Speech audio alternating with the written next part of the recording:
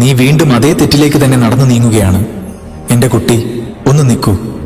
ശാന്തനായി എന്റെ ഈ വാക്കുകൾക്ക് കാതോർക്കൂ. ഇന്ന് നിന്റെ ഉള്ളിൽ പുകയുന്ന ആ അശാന്തിയുടെ തീ അണയ്ക്കാൻ വേണ്ടിയാണ് ഞാൻ വന്നത്. നീ നിന്റെ ചോദ്യങ്ങൾക്കുള്ള ഉത്തരം പുറം ലോകത്ത് തിരയുകയാണ്. എന്നാൽ സത്യം നിന്റെ ഉള്ളിൽ, നിന്റെ ഹൃദയത്തിന്റെ ആഴങ്ങളിൽ തന്നെ ഒളിഞ്ഞിരിപ്പുണ്ട്. നിനക്ക് വേദന മാത്രം നൽകിയ അതേ ഇടത്തിലേക്കാണ് നീ വീണ്ടും വീണ്ടും മടങ്ങിച്ചെല്ലുന്നത്. എന്നിട്ട് എന്റെ ജീവിതം മാത്രം എന്തേ ഇങ്ങനെ എന്ന് എന്നോട് പരാതി പറയുന്നു. ഇതൊരു ശിക്ഷയല്ല, നിന്റെ ജീവിതം മാറ്റാനുള്ള പാഠമാണ്. ഓരോ മുറിവും നിന്റെ വഴി മാറാൻ ഞാൻ നൽകുന്ന സൂചനകളാണ്. പക്ഷേ നിന്റെ ഉള്ളിലെ വൈകാരികമായ ബന്ധനങ്ങൾ ആ സത്യം കാണുന്നതിൽ നിന്ന് നിന്നെ തടയുന്നു. സ്നേഹം ഒരിക്കലും നിന്നെ തളർത്തുകയോ തകർക്കുകയോ ചെയ്യില്ല. സ്നേഹം നിന്നെ ചേർത്ത് നിർത്തുകയാണ് ചെയ്യുന്നത്. നിന്നെ വീണ്ടും വീണ്ടും കരയിക്കുന്നതും നിന്നിൽ നിന്ന് തന്നെ നിന്നെ അകറ്റുന്നതും സ്നേഹമല്ല, അത് നിന്റെ പരീക്ഷയാണ്. സ്വന്തം വില തിരിച്ചറിയാൻ പഠിക്കുന്നതുവരെ നീ ആ പരീക്ഷയിൽ കുടുങ്ങിക്കിടക്കും. അല്പം കൂടി സഹിച്ചാൽ, കുറച്ചുകൂടി കാത്തിരുന്നാൽ എല്ലാം ശരിയാകുമെന്ന് നീ കരുതുന്നു. എന്നാൽ ഞാൻ നിന്നോട് സത്യം പറയാം, ബഹുമാനമില്ലാത്തിടത്തെ കാത്തിരിപ്പ് വൃഥാവാണ്. നിന്റെ സ്വന്തം വില മറ്റുള്ളവരെ ബോധ്യപ്പെടുത്തേണ്ടി വരുന്നത് നിന്റെ ആത്മാവിനോട് ചെയ്യുന്ന അനീതിയാണ്. ഇത് ദൗർബല്യമല്ല, നീ നിന്റെ ശക്തി മറന്നുപോയിരിക്കുന്നു.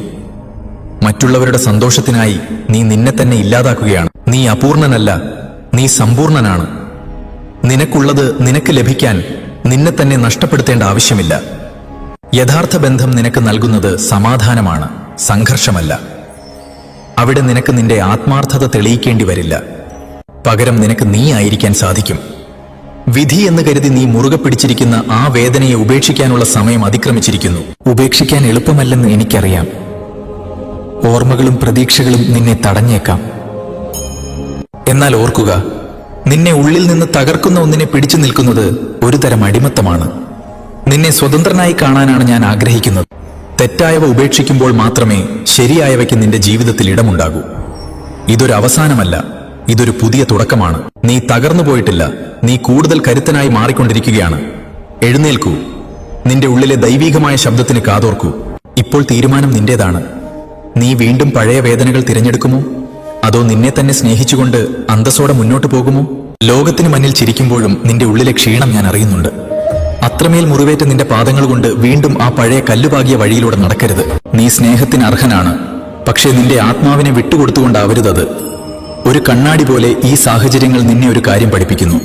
ഇപ്പോൾ നീ നിന്നെയാണ് തിരഞ്ഞെടുക്കേണ്ടത്. ഒറ്റപ്പെടൽ നൽകുന്ന ശൂന്യതയേക്കാൾ മാരകമാണ് തെറ്റായ മനുഷ്യരുടെ കൂടെയുള്ള ജീവിതം. ഈ വിഷമവൃത്തം ഇന്നിവിടെ അവസാനിക്കട്ടെ. വീണ്ടും വീണ്ടും വീണയിടത്ത് തന്നെ ചെന്നു ചാടുന്നത് നിന്റെ നിയോഗമല്ല. നീ വീണ്ടും അതേ തെറ്റിലേക്ക് തന്നെ